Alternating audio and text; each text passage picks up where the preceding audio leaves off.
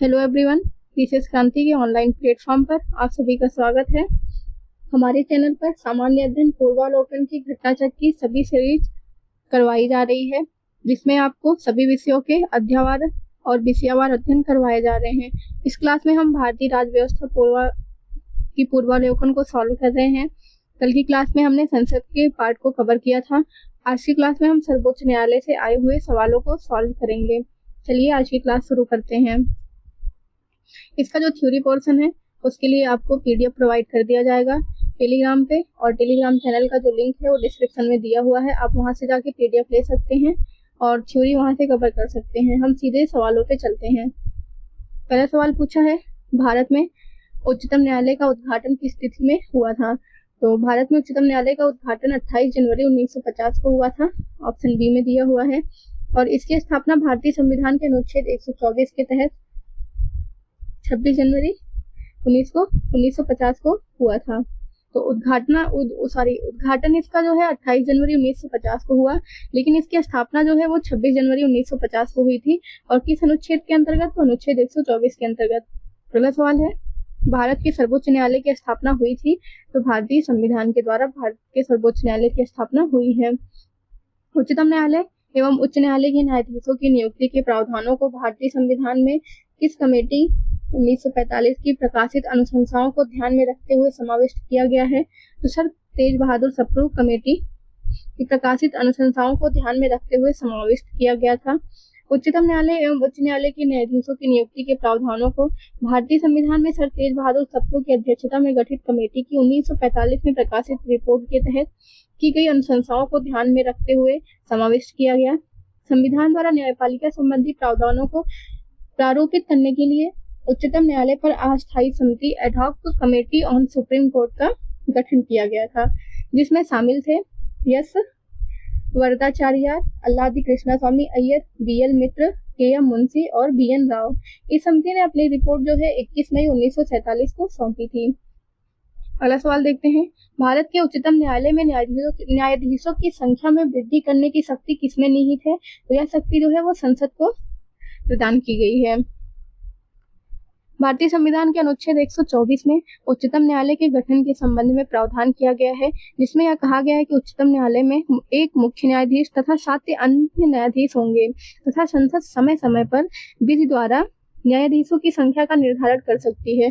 संसद ने न्यायाधीशों की संख्या को निर्धारित करने के लिए वर्ष 1956 में उच्चतम न्यायालय अधिनियम 1956 पारित किया और न्यायाधीशों की संख्या 10, जिसमें जो मुख्य न्यायाधीश के अतिरिक्त थी, मतलब एक मुख्य न्यायाधीश और 10 अन्य न्यायाधीशों की संख्या कर दी थी। इस अधिनियम में संशोधन करके न्यायाधीशों की संख्या समय समय पर बढ़ाई गई है।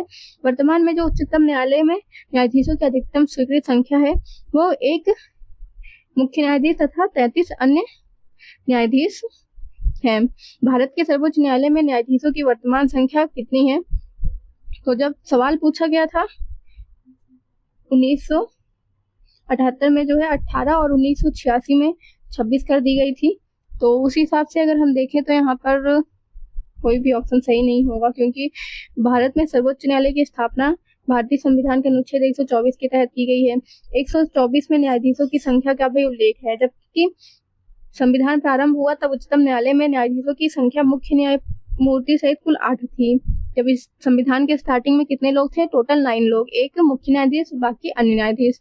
और 124(1) के प्रावधान के तहत संसद ने उच्चतम न्यायालय के अधिनियम 1956 के द्वारा इस संख्या को 11 कर दिया तथा फिर इसे 1960 में बढ़ाकर 14, 1978 में 18 और 1986 में 26 कर दिया।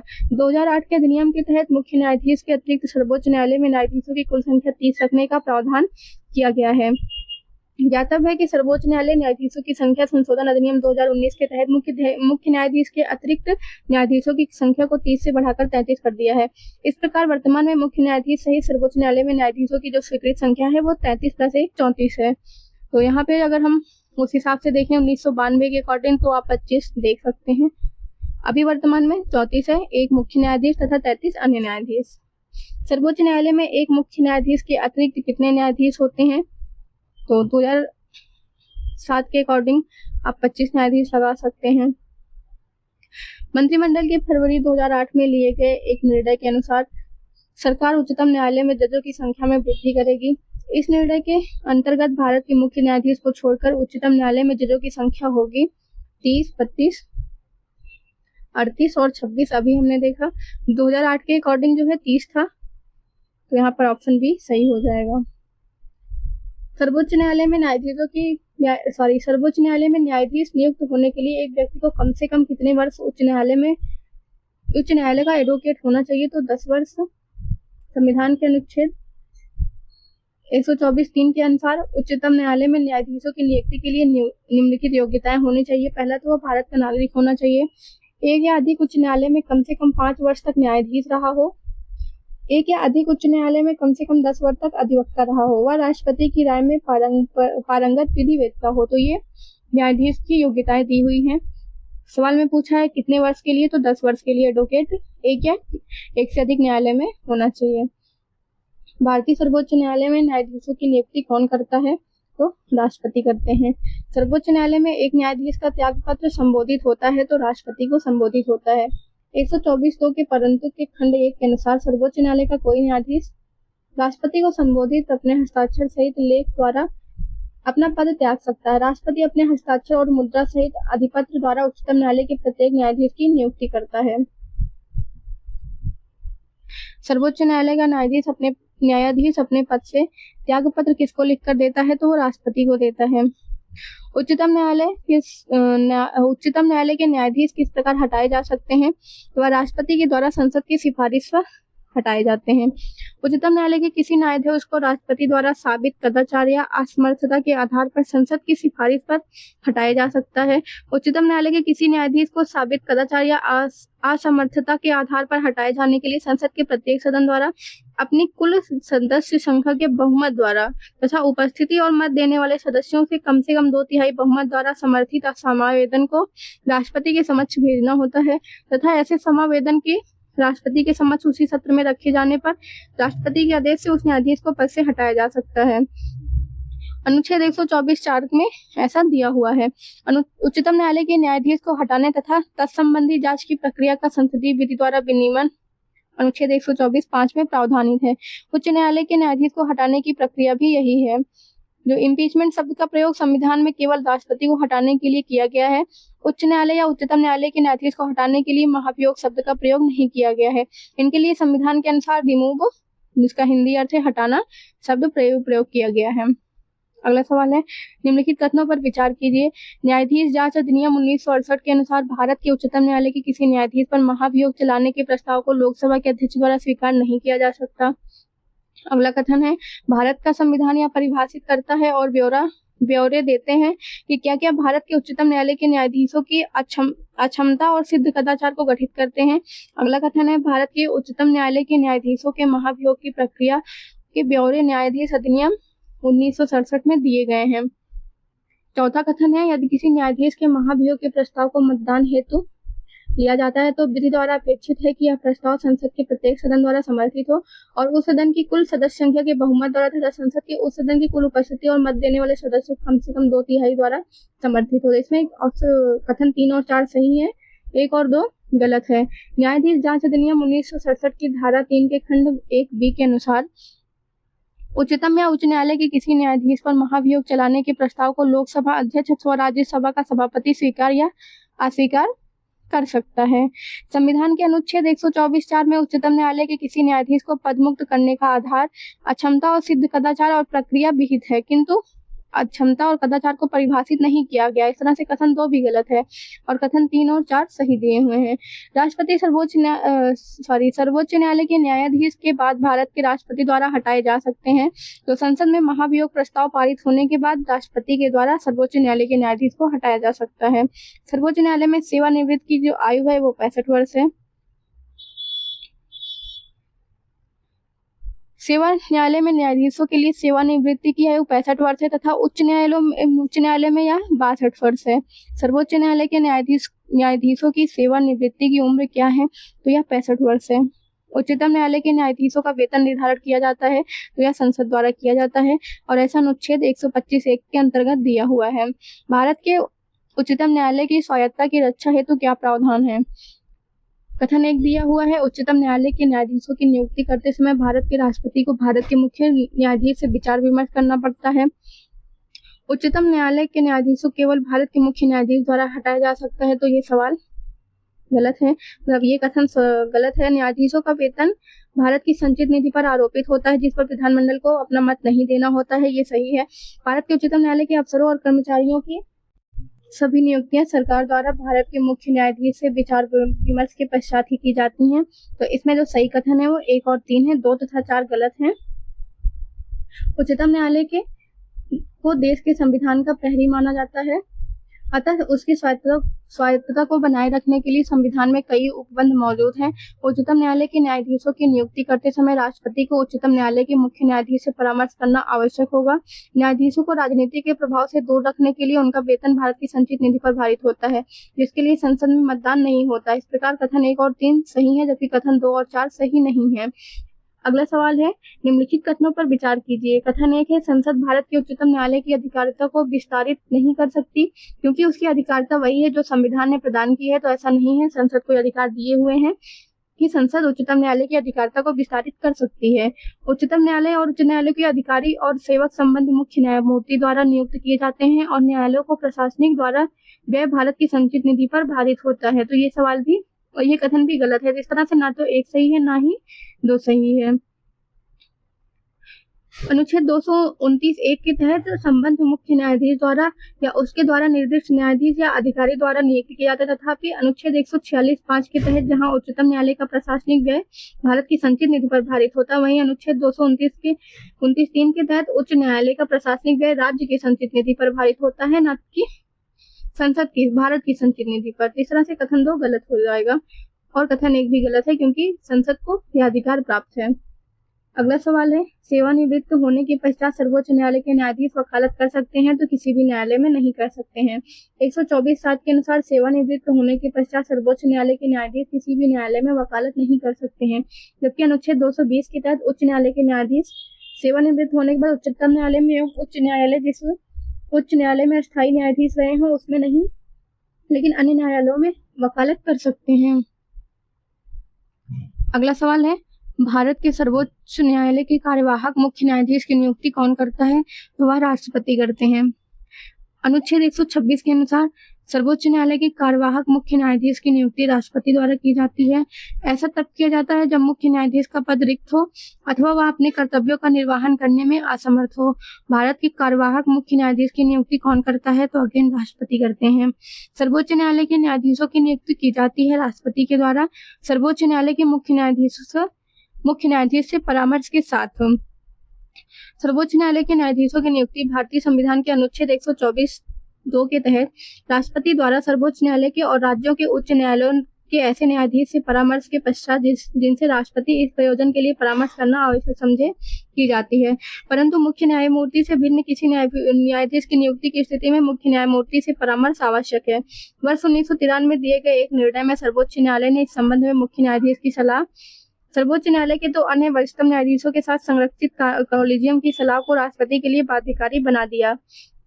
1998 में मुख्य न्यायाधीश की सलाह को व्याख्यायित करते हुए मुख्य न्यायाधीश के साथ सर्वोच्च न्यायालय के 4 अन्य वरिष्ठतम न्यायाधीशों के कॉलेजियम का परामर्श आवश्यक होने का निर्णय दिया गया। साथ ही राष्ट्रपति को इस अनुशंसा को पुनर्विचार हेतु सर्वोच्च न्यायालय को वापस भेजने की छूट भी दी गई, परंतु पुनर्विचार के बाद भी पुनः वही नाम प्रस्तावित किए जाने पर राष्ट्रपति उसे स्वीकृत करने के लिए बाध्य। भारत के सर्वोच्च न्यायालय ने किस वर्ष में न्यायाधीशों की नियुक्ति के लिए कॉलेजियम व्यवस्था को अपनाया? तो 1993 में। उच्चतम न्यायालय ने उच्चतम एवं उच्च न्यायालयों के न्यायाधीशों की नियुक्ति एवं उच्च न्यायालयों के न्यायाधीशों के स्थानांतरण के लिए वर्ष 1993 में कॉलेजियम व्यवस्था को अपनाया। 1993 में supreme court advocates on record association बनाम यूनियन ऑफ इंडिया मामले में सर्वप्रथम उच्चतम न्यायालय की 9 सदस्यीय संविधान पीठ द्वारा न्यायाधीशों की नियुक्ति के लिए कॉलेजियम की व्यवस्था का निर्णय दिया। इस निर्णय के तहत मुख्य न्यायाधीश के साथ सर्वोच्च न्यायालय के 2 अन्य वरिष्ठतम न्यायाधीशों का कॉलेजियम निर्धारित किया गया, जिसे राष्ट्रपति द्वारा मांगे गए परामर्श पर उच्चतम न्यायालय की 9 सदस्यीय संविधान पीठ ने 1998 में थर्ड जज केस विस्तारित कर मुख्य न्यायाधीश के साथ सर्वोच्च न्यायालय के 4 अन्य वरिष्ठतम न्यायाधीशों से संरक्षित कर दिया। अगला सवाल है, सर्वोच्च न्यायालय के उस मंडल में जो सर्वोच्च न्यायालय में जजों की नियुक्ति की अनुशंसा से संबंधित है में सर्वोच्च न्यायालय के मुख्य न्यायाधीश के अतिरिक्त अन्य वरिष्ठ न्यायाधीश होते हैं। ऐसे अन्य न्यायाधीश जो इस मंडल के सदस्य होते हैं उनकी संख्या कितनी होती? तो 4 होती है। कॉलेजियम प्रणाली के बारे में निम्नलिखित कथनों पर विचार कीजिए। पहला कथन है, सुप्रीम कोर्ट कॉलेजियम एक 5 सदस्यीय निकाय है जिसकी अध्यक्षता भारत के मौजूदा मुख्य न्यायाधीश करते हैं और उस समय इसमें न्यायालय में कार्यरत 4 अन्य वरिष्ठ न्यायाधीश शामिल होते हैं। अगला कथन है, संसद ने विधि द्वारा कॉलेजियम प्रणाली का आरंभ किया है। तीसरा कथन है, उच्चतम न्यायालय और उच्च न्यायालय के न्यायाधीशों की नियुक्ति कॉलेजियम प्रणाली के माध्यम से ही की जाती है। चौथा है, कॉलेजियम प्रणाली की शुरुआत वर्ष 1993 में न्यायाधीश PN भगवती के ऐतिहासिक फर्स्ट जज मामले के उपलक्ष्य में की गई थी। विकल्प देखते हैं क्या क्या है। तो 1 है, 1 और 2 है, 3 और 4 है, 1 और 3 है। तो इसमें सही विकल्प है वो 1 और 3 है। उच्चतम न्यायालय का कॉलेजियम एक 5 सदस्यीय निकाय है जिसकी अध्यक्षता भारत के मौजूदा मुख्य न्यायाधीश CJI करते हैं और इसमें उच्चतम न्यायालय में कार्यरत 4 अन्य वरिष्ठतम न्यायाधीश शामिल होते हैं। उच्चतम न्यायालय तथा उच्च न्यायालयों के न्यायाधीशों की नियुक्ति जो है वो उच्च न्यायालय के न्यायाधीशों का हस्तांतरण राष्ट्रपति द्वारा उच्चतम न्यायालय की कॉलेजियम की सिफारिश पे किया जाता है। कॉलेजियम प्रणाली की स्थापना संसद ने नहीं बल्कि उच्चतम न्यायालय ने सेकंड जजेस मामले में की थी। इस तरह से दूसरा कथन गलत हो जाएगा। कहतव्य है कि न्यायमूर्ति PN भगवती 1981 के फर्स्ट जज मामले में निर्णय देने वाली 7 सदस्यीय संविधान पीठ में शामिल थे। इस तरह केवल 1 और 3 सही है। अगला सवाल है, निम्नलिखित में से कौन सा कथन राष्ट्रीय न्यायिक नियुक्ति आयोग के संबंध में सही है? भारत के मुख्य न्यायमूर्ति पदेनाध्यक्ष होंगे। भारत के मुख्य न्यायाधीश से ठीक नीचे के उच्चतम न्यायालय के जो 2 अन्य ज्येष्ठ न्यायाधीश पदेन सदस्य होंगे। संघ के विधि एवं न्याय मंत्री पदेन सदस्य होंगे। प्रधानमंत्री भारत के मुख्य न्यायमूर्ति और लोकसभा में विपक्ष के नेता या जहां ऐसा कोई विपक्ष का नेता नहीं है वहां लोकसभा में सबसे बड़े एकल विपक्षी दल के नेता से मिलकर बनने वाली समिति द्वारा निर्दिष्ट किए जाने वाले 2 विख्यात व्यक्ति सदस्य होंगे। तो सही विकल्प इसमें चारों ही विकल्प सही हैं। 99 संविधान संशोधन अधिनियम 2014 द्वारा उच्चतम और उच्च न्यायालय में न्यायाधीशों की नियुक्ति और उच्च न्यायालय के न्यायाधीशों के स्थानांतरण के लिए संविधान ने अनुच्छेद 124A जोड़कर उसके तहत राष्ट्रीय न्यायिक नियुक्ति आयोग को प्रावधान किया गया था।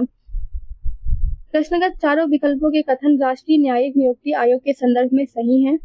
99 संविधान संशोधन supreme court advocates on records association अन्य भारत बनाम भारत संघ AIR 2016 सुप्रीम कोर्ट 117 के मामले में उच्चतम न्यायालय के 16 अक्टूबर 2015 के आदेश द्वारा अभिखंडित कर दिया गया है।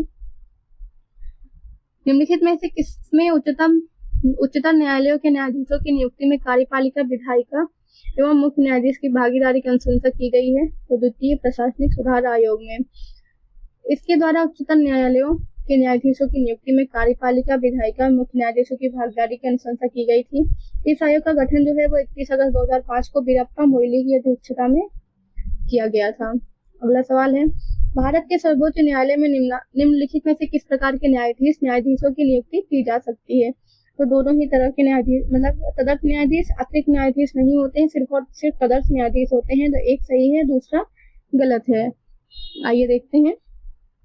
संविधान के अनुच्छेद 127(1) के तहत यदि किसी समय भारत के सर्वोच्च न्यायालय के सत्र को आयोजित करने या चालू रखने के लिए उस न्यायालय के न्यायाधीशों की गणपूर्ति प्राप्त न हो तो भारत के मुख्य न्यायमूर्ति द्वारा राष्ट्रपति की पूर्व सहमति से और संबंधित उच्च न्यायालय के मुख्य न्यायाधीश से परामर्श के बाद उस उच्च न्यायालय के किसी न्यायाधीश को जो सर्वोच्च न्यायालय का न्यायाधीश नियुक्त होने के लिए पात्र हो सर्वोच्च न्यायालय में एडहोक न्यायाधीश के रूप में नामित किया जा सकता है।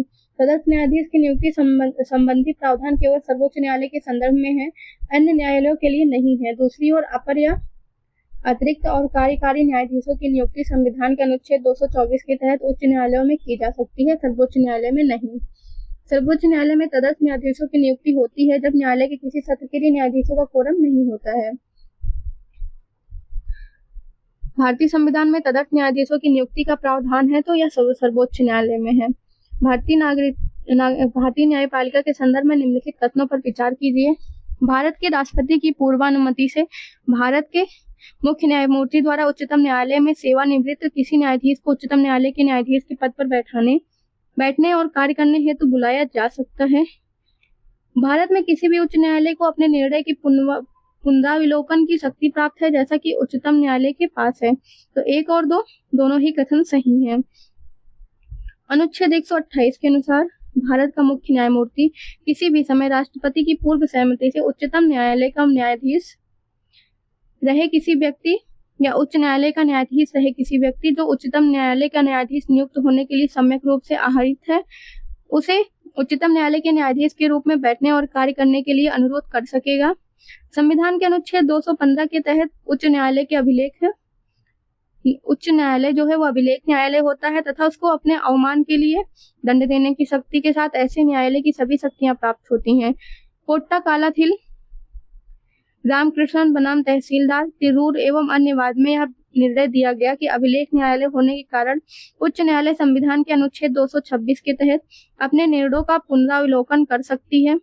उल्लेखनीय है कि उच्चतम न्यायालय को संविधान के अनुच्छेद 137 के तहत अपने द्वारा दिए गए आदेश या सुनाए गए निर्णय को पुनरावलोकन करने की शक्ति प्राप्त है। इस तरह से कथन 1 और कथन 2 दोनों ही सही हैं। उच्चतम न्यायालय में संविधान के निर्वचन में संबंधित मामले की सुनवाई करने के लिए न्यायाधीशों की संख्या कम से कम कितनी होनी चाहिए? तो यह 5 होनी चाहिए। संविधान के अनुच्छेद 145(3) के तहत यह प्रावधानित है कि जिस मामले में इस संविधान के निर्वाचन के बारे में विधि का कोई सार्वजनिक प्रश्न अंतर्वलित है, उसका निश्चय करने के लिए संविधान के अनुच्छेद 143 राष्ट्रपति द्वारा उच्चतम न्यायालय से परामर्श के अधीन निर्देश के लिए सुनवाई करने हेतु बैठने वाले न्यायाधीशों की संख्या न्यूनतम 5 होगी। इस प्रकार उच्चतम न्यायालय में संविधान के निर्वाचन से संबंधित मामले की सुनवाई करने के लिए न्यायाधीशों की संख्या कम से कम 5 होनी चाहिए। इसे संविधान पीठ कॉन्स्टिट्यूशन बेंच के रूप में अभिहित किया जाता है। अगला सवाल है, संविधान के निर्वाचन के बारे में विधि के सारवान प्रश्न से संबंधित बात पर विचार करने के लिए उच्चतम न्यायालय के न्यायाधीशों की संख्या कम से कम कितनी होनी चाहिए? तभी हमने देखा 5 होनी चाहिए। केंद्र और राज्यों के बीच होने वाले विवादों का निर्णय करने की भारत के उच्चतम न्यायालय की शक्ति किसके अंतर्गत आती है? तो मूल अधिकारिता के अंतर्गत आती है। केंद्र और राज्यों के बीच होने वाले विवादों का निर्णय करने की भारत के उच्चतम न्यायालय की शक्ति मूल या आरंभिक अधिकारिता के अंतर्गत आती है। और अनुच्छेद 121 के अंतर्गत भारत सरकार एक या अधिक राज्यों के बीच, एक और भारत सरकार और किसी राज्य या राज्यों और दूसरी ओर एक या अधिक अन्य राज्यों के बीच, 2 या अधिक राज्यों के बीच किसी विवाद में यदि उस विवाद में विधि या तथ्य का कोई ऐसा प्रश्न अंतर्निहित है जिस पर किसी विधिक अधिकार का अस्तित्व या विस्तार निर्भर है, तो वहां तक अन्य न्यायालयों का अपवर्जन करके उच्चतम न्यायालय को मूल अधिकारिता प्राप्त होगी। अगला सवाल है, केंद्र और राज्यों के बीच विवादों को तय करने के लिए भारत के सर्वोच्च न्यायालय की शक्ति किस अधिकार क्षेत्र के अंतर्गत आती है? तो मूल क्षेत्राधिकार के अंतर्गत आती है। केंद्र और राज्य के मध्य विवादों का समाधान भारत के सर्वोच्च न्यायालय के किस क्षेत्राधिकार के अंतर्गत आता है? तो प्रारंभिक क्षेत्राधिकार के अंतर्गत आता है। निम्नलिखित में से कौन से उच्चतम न्यायालय की आरंभिक अधिकार क्षेत्र में आते हैं? भारत सरकार तथा एक से अधिक राज्यों के बीच संसद के किसी सदन या राज्य विधानमंडल में हुए चुनाव ये नहीं आता है। भारत सरकार तथा किसी संघीय राज्य क्षेत्र के बीच का विवाद 2 या 2 से अधिक राज्यों के बीच। इस तरह से इसमें 1, 3 और 4 सही होंगी क्योंकि ऑप्शन में नहीं दिया हुआ, तो इस तरह से 1 और 4 सही हो जाएंगे। भारत के सर्वोच्च न्यायालय की शक्तियों के विषय में निम्नलिखित में से कौन सा कथन सही नहीं है? इसके पास जनता के मूल अधिकारों की रक्षा के लिए आदेश जारी करने की अनन्य शक्ति है। वह अंतरशासकीय विवादों में मूल्य एवं अन्य क्षेत्राधिकार रखता है। यह भारत के राष्ट्रपति द्वारा कानून के प्रश्न या किसी तथ्य को निर्दिष्ट किए जाने पर सलाहकार अधिकार रखता है। देश के पास अपने ही निर्णय या आदेश पर पुनर्विचार करने की शक्ति है। तो इसमें पूछा सही नहीं है, तो यहाँ पर एक कथन गलत हो जाएगा क्योंकि सुप्रीम कोर्ट के साथ साथ हाई कोर्ट को भी मूल अधिकार की रक्षा के लिए आदेश जारी करने की शक्ति है, इसलिए यह अनन्य शक्ति नहीं है। अगला सवाल है, निम्नलिखित कथनों में से कौन सा एक सही नहीं है? सर्वोच्च न्यायालय का गठन 1950 में हुआ। सर्वोच्च न्यायालय देश की उच्चतम अदालत है जिसमें अपील की जाती है।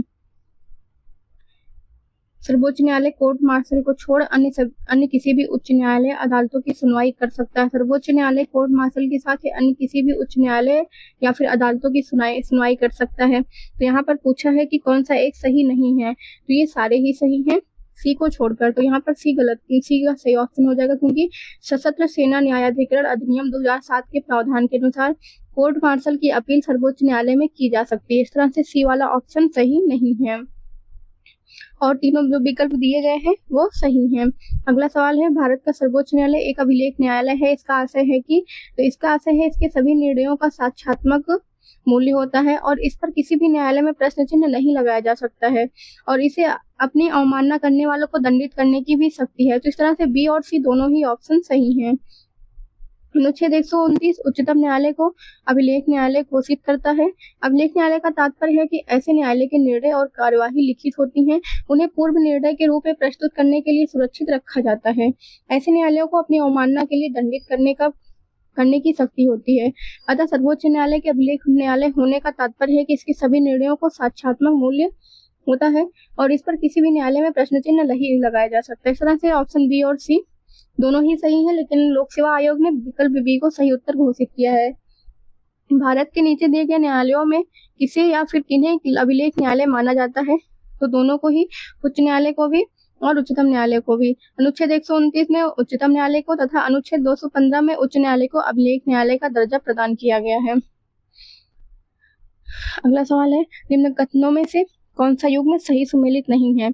तो अनुच्छेद 124 उच्चतम न्यायालय का अभिलेख न्यायालय होना नहीं, ये 129 में दिया हुआ है। इस तरह से पहला ही ऑप्शन गलत हो जाएगा। बाकी अनुच्छेद 143 उच्चतम न्यायालय की परामर्श शक्ति दी हुई है। 132 में उच्चतम न्यायालय की अपीलीय अधिकारिता है। 136 में उच्चतम न्यायालय के द्वारा अपील के लिए विशेष इजाजत दिया हुआ है, जबकि 129 में जो है उच्चतम न्यायालय का अभिलेख न्यायालय होना दिया हुआ है। और अनुच्छेद 124 की बात करें तो इसमें उच्चतम न्यायालय की स्थापना और गठन संबंधी प्रावधान किए हुए हैं।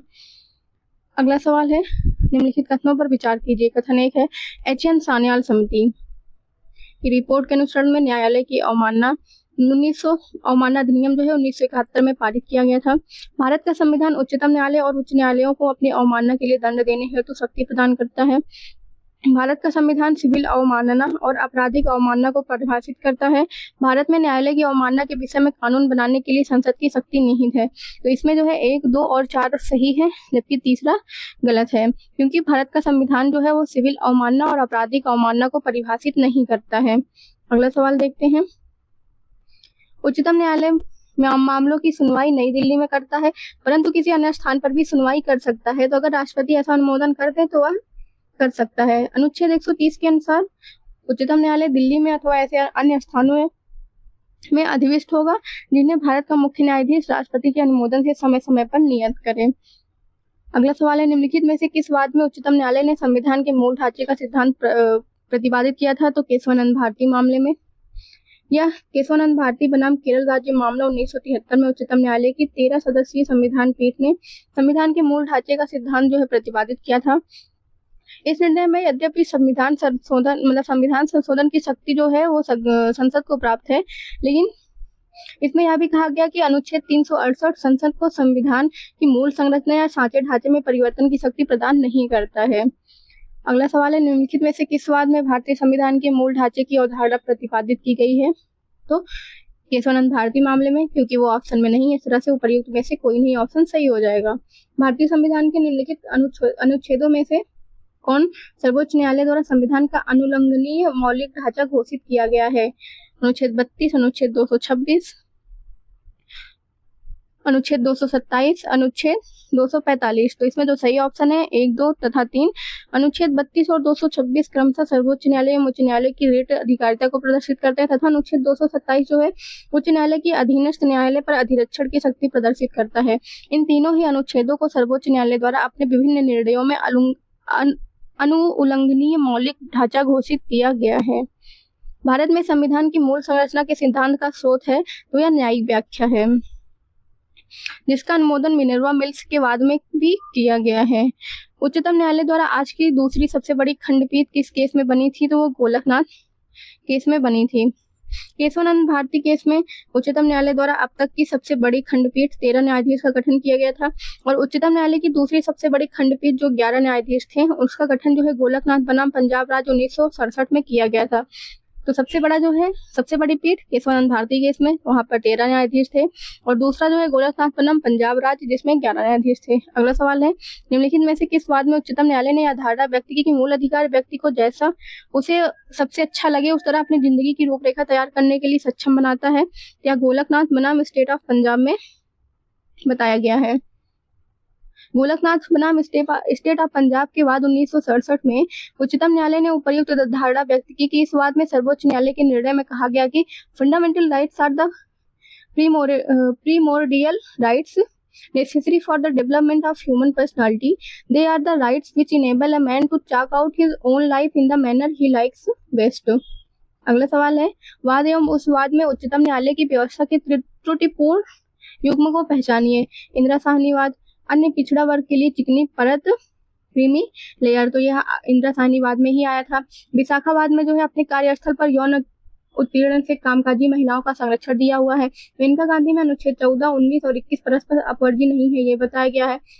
बेला बनर्जीवाद में विदेश यात्रा का अधिकार दैहिक स्वतंत्रता का भाग है, ऐसा नहीं बताया गया है, क्योंकि बेला बनर्जीवाद पश्चिम बंगाल भूमि विकास एवं नियोजन अधिनियम 1948 से संबंधित है। और जो विदेश यात्रा का अधिकार एवं दैहिक स्वतंत्रता के भाग के रूप में उच्चतम न्यायालय द्वारा मेनका गांधीवाद में ही माना गया था। तो इस तरह से ऑप्शन डी त्रुटिपूर्ण है। निम्नलिखित कथनों पर विचार कर बताइए कि इनमें से कौन एक सही है। तो यह मूल अपीली और परामर्श संबंधी क्षेत्राधिकार रखता है, ऑप्शन डी सही है। अनुच्छेद 131 के तहत सर्वोच्च न्यायालय के मूल क्षेत्राधिकार ओरिजिनल ज्यूरिसडिक्शन आते हैं। 132 से 136 के तहत अपीली क्षेत्राधिकार तथा अनुच्छेद 143 के तहत परामर्श संबंधी क्षेत्राधिकार का विवरण दिया हुआ है। निम्नलिखित में से किसका संबंध भारत के सर्वोच्च न्यायालय से है। तो यह कॉलेजियम प्रणाली से भी है, अपीली क्षेत्राधिकार से भी है, मूलाधिकार क्षेत्र से है। तो उपयुक्त में से एक से अधिक ऑप्शन सही हो जाएगा। भारतीय संविधान का कौन सा अनुच्छेद संवैधानिक विवाद में सर्वोच्च न्यायालय के अपीली क्षेत्राधिकार से संबंधित है। तो 134 ए को मिलाकर अनुच्छेद 132 को पढ़ना। 132 में दिया हुआ है कि किसी उच्च न्यायालय की सिविल, दांडिक या अन्य कार्यवाही में दिए गए किसी निर्णय, डिक्री या अंतिम आदेश की अपील उच्चतम न्यायालय में होगी, और यदि वह उच्च न्यायालय अनुच्छेद 134 ए की तरह मतलब 134 ए के तहत यह प्रमाणित कर देता है कि उस मामले में संविधान के निर्वाचन के बारे में विधि का कोई सारवान प्रश्न अंतर्वलित है, जबकि अनुच्छेद 133 केवल सिविल विषयों के अपील से संबंधित है।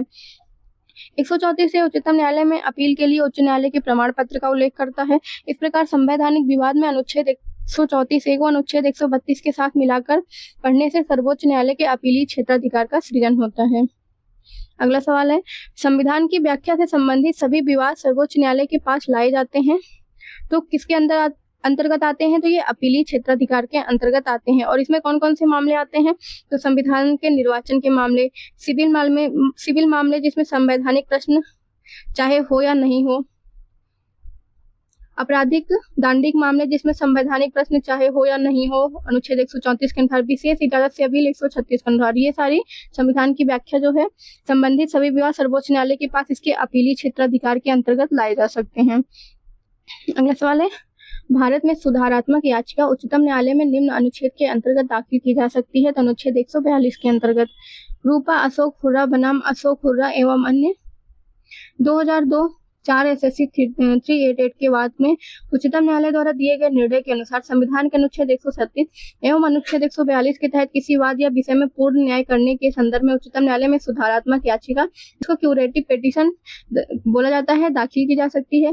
यह याचिका सर्वोच्च न्यायालय के किसी अंतिम निर्णय के पश्चात उसकी समीक्षा याचिका, रिव्यू पिटीशन के खारिज किए जाने के बाद दाखिल की जा सकती है।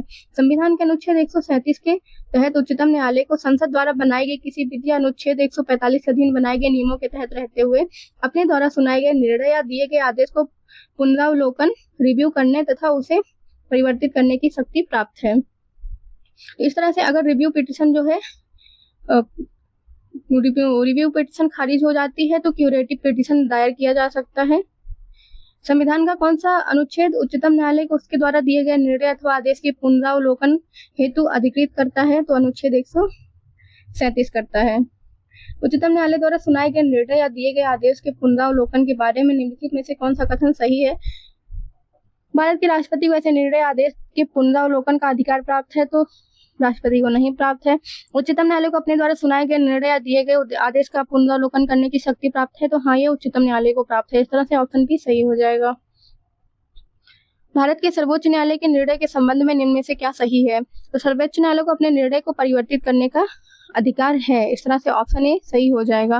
भारत के संविधान के संदर्भ में सामान्य विधियों के अंतर्विष्ट प्रतिषेध अथवा निर्बंधन अथवा उपबंध अनुच्छेद 142 के अधीन संवैधानिक शक्तियों पर प्रतिषेध अथवा निर्वधन की तरह कार्य नहीं कर सकते। निम्नलिखित में से कौन सा एक इसका अर्थ हो सकता है? तो भारत का उच्चतम न्यायालय अपनी शक्तियों के प्रयोग में संसद द्वारा निर्मित विधियों से बाध्य नहीं होता है, इसका यही मतलब है। ऑप्शन बी सही हो जाएगा। अनुच्छेद 142 में प्रावधानित है कि उच्चतम न्यायालय अपनी अधिकारिता का प्रयोग करते हुए ऐसी डिक्री पारित कर सकेगा या ऐसे आदेश कर सकेगा जो उसके समक्ष लंबित किसी वाद या विषय में पूर्ण न्याय करने के लिए आवश्यक हो। इस प्रकार पारित डिक्री या किया गया आदेश भारत के राज्य क्षेत्र में सर्वत्र ऐसी रीति से जो संसद द्वारा बनाई गई किसी विधि द्वारा या उसके अधीन विहित की जाए, और जब तक इस निमित्त इस प्रकार उपबंध नहीं किया जाता है तब तक ऐसी रीति से जो राष्ट्रपति आदेश द्वारा विहित करे प्रवर्तनीय होगा। इसी अनुच्छेद का अवलंब लेते हुए उच्चतम न्यायालय ने भोपाल गैस त्रासदी से संबंधित यूनियन कार्बाइड मामले में पीड़ितों के लिए मुआवजा निर्धारित करने के साथ स्पष्ट किया कि सामान्य विधियों में अंतर्विष्ट प्रतिषेध अथवा निर्वधन या उपबंध अनुच्छेद 142 के अधीन संवैधानिक शक्तियों पर प्रतिषेध या निर्वधन की तरह कार्य नहीं कर सकते। इससे अर्थ निकाला जा सकता है कि भारत का उच्चतम न्यायालय अपनी शक्तियों के प्रयोग में संसद या राज्य विधायिकाओं द्वारा निर्मित विधियों से बाध्य नहीं होता है। अगला सवाल है, भारत में न्यायिक पुनरीक्षण का अर्थ है तो विधियों और कार्यपालिक आदेशों की संवैधानिकता के विषय में प्रख्यापन करने का न्यायपालिका का अधिकार। ऑप्शन ए सही है। भारत में सर्वोच्च न्यायालय को न्यायिक पुनरीक्षण की शक्ति प्राप्त है। इसके तहत केंद्र व राज्य दोनों स्तर पर विधियों और कार्यपालिक आदेशों की संवैधानिकता की जांच की जा सकती है। सर्वोच्च न्यायालय द्वारा अधिकारातीत पाए जाने पर इन्हें असंवैधानिक और अवैध तथा उस स्तर तक शून्य घोषित किया जा सकता है जिस स्तर तक वह संविधान का उल्लंघन करते हो। संविधान के अनुच्छेद जैसे 13, 32, 131, 136, 143, 145, 226, 227, 245, 246 तथा 372 आदि के उपबंध प्रत्यक्ष या अप्रत्यक्ष रूप से न्यायिक पुनरीक्षण की शक्ति प्रदान करते हैं। अगला सवाल देखते हैं, न्यायिक पुनरावलोकन का अर्थ है कि यह सर्वोच्च न्यायालय राज्य के किसी भी कानून को अवैध घोषित कर सकता है, इसका यही अर्थ है। न्यायिक पुनरावलोकन में न्यायालय को निम्नलिखित अधिकार है, यदि कोई कानून या आदेश संविधान के विपरीत हो तो उसे असंवैधानिक घोषित करना। अगला सवाल देखते हैं, निम्नलिखित कथनों पर विचार कीजिए। भारत का संविधान अपने मूल ढांचे को संघवाद, पंथनिरपेक्षता, मूलाधिकार तथा लोकतंत्र के रूप में परिभाषित करता है। भारत का संविधान नागरिकों की स्वतंत्रता है तो उन आदर्शों जिन पर संविधान आधारित है की सुरक्षा हेतु न्यायिक पुनरावलोकन की व्यवस्था कर सकता है। इसमें केवल 2 ही सही है। भारत के संविधान में कहीं भी मूल ढांचे को परिभाषित नहीं किया गया है, बल्कि मूल ढांचे शब्द का उल्लेख जो है वो केशवानंद भारती बनाम केरल राज्यवाद में निर्णय सुनाते हुए सर्वोच्च न्यायालय की पीठ द्वारा किया गया था। इस तरह से कथन 1 सही नहीं, जबकि कथन 2 सही है। भारत में न्यायिक पुनरावलोकन की शक्ति का प्रयोग किसके द्वारा किया जाता है? तो सर्वोच्च न्यायालय तथा उच्च न्यायालय के द्वारा किया जाता है। भारत के संविधान के संदर्भ में निम्नलिखित कथनों पर विचार कीजिए। किसी भी केंद्रीय विधि को संवैधानिक रूप से अवैध घोषित करने की किसी भी उच्च न्यायालय की अधिकारिता नहीं होगी, तो ये गलत है, क्योंकि उच्च न्यायालय और सर्वोच्च न्यायालय के पास होती है। और भारत के संविधान के किसी भी संशोधन पर भारत के उच्चतम न्यायालय द्वारा प्रश्न नहीं उठाया जा सकता है कि अभी हमने देखा जुडिशियल रिव्यू संविधान सुप्रीम कोर्ट कर सकता है। इस तरह से ना तो एक ऑप्शन सही है ना तो दूसरा सही है। अगला सवाल है, न्यायिक पुनरावलोकन प्रचलित है? तो भारत और यूएसए दोनों में ही प्रचलित है।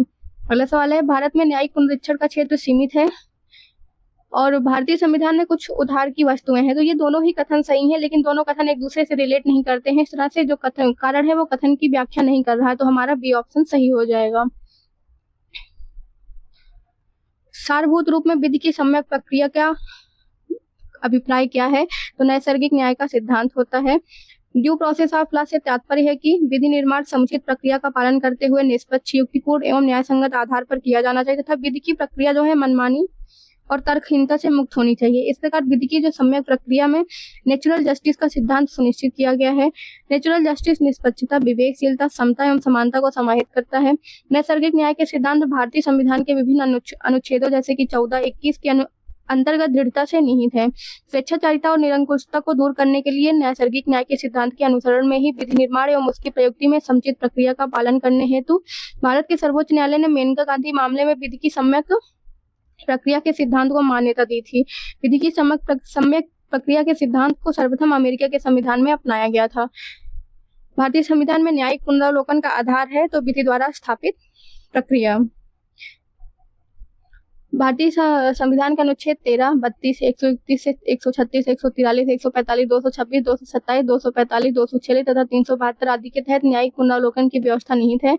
और भारत में जो न्यायिक पुनरावलोकन का आधार है वो विधि द्वारा स्थापित प्रक्रिया, प्रोसीजर एस्टैब्लिश बाई लॉ है। इसके तहत न्यायालय या परीक्षण करता कि कोई विधि संविधान द्वारा विधायिका को प्रदत्त शक्तियों के संगत रूप में बनाई गई है या नहीं, तथा यह अनुमोदित प्रक्रिया के अनुसरण करती है अथवा नहीं। विधि द्वारा जो स्थापित प्रक्रिया का उल्लंघन करने पर इसे न्यायालय द्वारा शून्य घोषित किया जा सकता है। और विधि द्वारा जो स्थापित प्रक्रिया है इसका जो आधार है वो यूके के संविधान में है, मतलब ब्रिटेन के। भारत में न्यायिक प्रणाली किस पर आधारित है? तो संविधान पर आधारित है, कानून द्वारा स्थापित प्रक्रिया पर आधारित है, परंपरा पे भी आधारित है और नियमित कानून की उचित प्रक्रिया द्वारा आधारित है। इस तरह से ऑप्शन ही इसमें सही हो जाएगा। कोई भी संविधान कानून भारतीय सर्वोच्च न्यायालय द्वारा असंवैधानिक घोषित किया जा सकता है यदि वह विधि के समक्ष समानता के अधिकार को भाग 3 से हटाकर संविधान में अन्यत्र कहीं रखता है। तो कोई भी संविधान संशोधन कानून भारतीय सर्वोच्च न्यायालय द्वारा असंवैधानिक घोषित किया जा सकता है यदि वह विधि के समक्ष समानता के अधिकार को भाग 3 से हटाकर संविधान में अन्यत्र कहीं रखता, क्योंकि भाग 3 का अनुच्छेद 13(2) यह उल्लेख करता है कि राज्य ऐसी कोई विधि नहीं बना सकता जो इस भाग में दिए गए अधिकार को छीनती हो या न्यून करती हो, और यदि कोई ऐसी विधि बनाई जाती है तो वह शून्य होगी। सर्वोच्च न्यायालय एक है, संघीय न्यायालय मानव अधिकारों का रक्षक, संविधान का अंतिम विवेचक, सिविल न्यायालय है, और उपर्युक्त में से कोई नहीं या फिर उपर्युक्त में से एक से अधिक। तो ऑप्शन ही सही होगा, उपर्युक्त में से एक से अधिक। भारत के सर्वोच्च न्यायालय को संघीय न्यायालय के रूप में भारत संघ की विभिन्न इकाइयों, केंद्र और राज्यों के बीच होने वाले विवादों का निर्णय करने की आरंभिक अधिकारिता प्राप्त है। मूल अधिकार जिसके अंतर्गत महत्वपूर्ण मानव अधिकार शामिल है का संरक्षक होने के साथ साथ भारत का सर्वोच्च न्यायालय अपील का उच्चतम न्यायालय तथा संविधान का अंतिम विवेचक भी है, उसे संविधान का संरक्षक माना जाता है। साथ ही संविधान के अनुच्छेद 133 के तहत सिविल मामले में भी सर्वोच्च न्यायालय की अपीलीय अधिकारिता के अंतर्गत आते हैं। इस तरह इसमें इसका समुचित जो आंसर होगा और विकल्प ई है। संविधान की व्याख्या करने का अंतिम अधिकार किसको है? तो सर्वोच्च न्यायालय को है। भारतीय संविधान का संरक्षण कौन है? अगेन सर्वोच्च न्यायालय। भारतीय संविधान का संरक्षक सर्वोच्च न्यायालय। निम्नलिखित में से कौन भारत के संविधान का कस्टोडियन है? तो भारत का उच्चतम न्यायालय।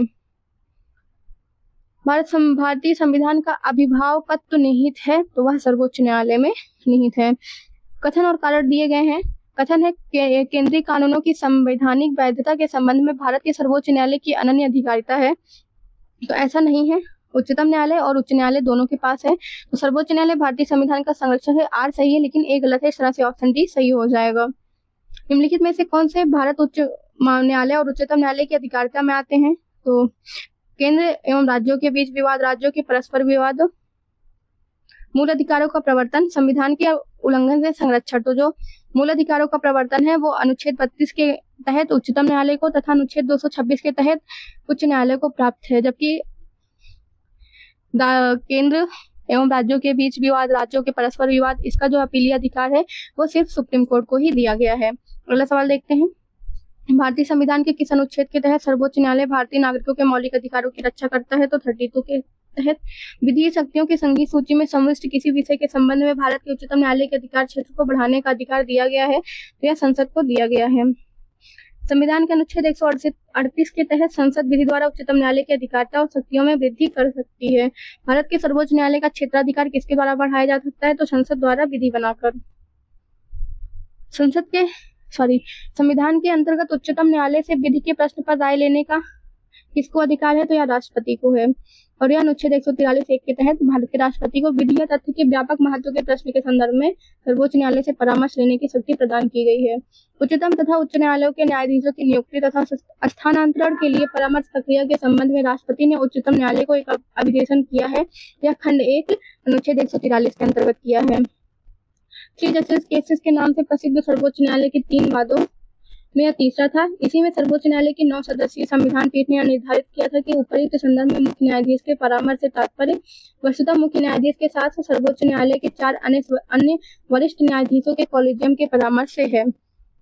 अगला सवाल देखते हैं। उच्चतम न्यायालय की परामर्शी अधिकारिता के विषय में निम्नलिखित में से कौन से कथन सही हैं? कथन 1 है उच्चतम न्यायालय के लिए यह बाध्यकारी है कि वह राष्ट्रपति द्वारा निर्धारित किसी भी मामले में अपना मत व्यक्त करे। परामर्शी अधिकारिता की शक्ति के अधीन प्राप्त किसी निर्देश पर उच्चतम न्यायालय की पूर्ण पीठ सुनवाई करती है। परामर्शी अधिकारिता के अधीन प्राप्त निर्देश पर व्यक्त किया हुआ उच्चतम न्यायालय का मत सरकार पर बाध्यकारी नहीं होता है। उच्चतम न्यायालय को उसकी परामर्शी अधिकारिता की शक्ति के अधीन एक बार में केवल एक ही निर्देश भेजा जा सकता है। पूर्ण दिए हुए हैं 1, 2, 1, 3, 2, 3, 2, 4। तो इसमें जो सही ऑप्शन है वो 2 और 3 है।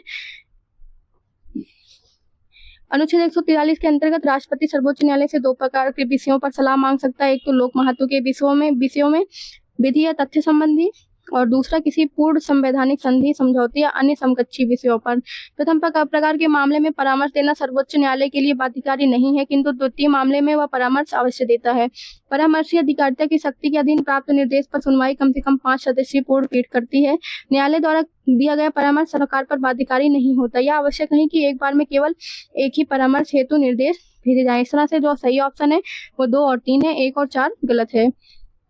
भारत के सर्वोच्च न्यायालय का परामर्शदात्री अधिकार से प्रयुक्त होता है कि वह सार्वजनिक महत्व के कानूनी या तथ्यात्मक मामलों में राष्ट्रपति को परामर्श दे सकता है। तो ऑप्शन ए सही है। भारत का उच्चतम न्यायालय कानून या तथ्य के मामले में राष्ट्रपति को परामर्श देता है तो तभी वह जब ऐसे परामर्श के लिए कहता है। अपनी पहल पर नहीं दे सकता है। नागरिकों के मूलभूत अधिकारों से संबंधित हो तब भी नहीं दे सकता है। और जब मामला वह तभी दे सकता है जब ऐसे परामर्श के लिए राष्ट्रपति स्वयं कहता है। अगला सवाल है, निम्नलिखित कथनों पर विचार कीजिए। भारत का उच्चतम न्यायालय भारत के राष्ट्रपति को विधि अथवा तथ्यों के विषय में सलाह दे सकता है। तो यदि वह ऐसी सलाह मांगता है तभी दे सकता है। ऑप्शन बी सही हो जाएगा। गुजरात के विधानसभा के चुनाव को स्थगित करने के चुनाव आयोग के निर्णय की अधिमान्यता पर उच्चतम न्यायालय की राय जानने के लिए राष्ट्रपति ने उच्चतम न्यायालय से अनुरोध भारतीय संविधान के कौन से अनुच्छेद के अंतर्गत किया? तो 143। मैं भारत के संविधान के प्रति सच्चा विश्वास और सच्ची निष्ठा रखूंगा। भारत की संप्रभुता और अखंडता को बनाए रखूंगा। अपने पद के कर्तव्यों का निर्वहन करूंगा। संविधान की और कानून की रक्षा करूंगा। यह शपथ किसके द्वारा ली जाती है? तो भारत के मुख्य न्यायाधीश द्वारा ली जाती है।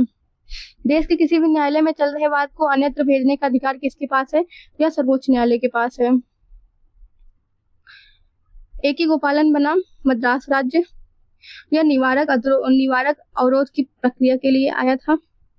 रमेश थापर बनाम मद्रास राज्य, यह स्वतंत्र भाषण पर रोक के लिए आया था। शंकरी प्रसाद बनाम भारतीय संघ संविधान संशोधन की शक्ति के लिए आया था। तथा चंपकम दोराई राजन बनाम मद्रास राज्य, ये जो है शिक्षण संस्थानों में प्रवेश हेतु समानता के लिए आया था। इस तरह से जो सही ऑप्शन होगा 3, 4, 2, 1 और कोई भी ऑप्शन में दिया नहीं है। यहाँ पर 2 होगा और यहाँ पर 1 होगा। तो इस तरह से ऑप्शन भी सही हो जाएगा। आप यहाँ पर देख सकते हैं A.K. गोपालन बनाम मद्रास राज्य निवारक अवरोध की प्रक्रिया के लिए, रमेश थापर बनाम मद्रास राज्य स्वतंत्र भाषण पर रोक के लिए, शंकरी प्रसाद बनाम भारतीय संघ संविधान संशोधन की संसद की शक्ति के लिए तथा चंपकम दोराई राजन बनाम मद्रास राज्य जो है शिक्षण संस्थानों में प्रवेश हेतु समानता के लिए आया था। निम्नलिखित में से कौन सा वाद जमींदारी व्यवस्था से संबंधित है? कामेश्वर सिंह बनाम बिहार राज्य, रमेश थापर बनाम मद्रास राज्य। तो अभी हमने इसका देखा, यह स्वतंत्र भाषण पर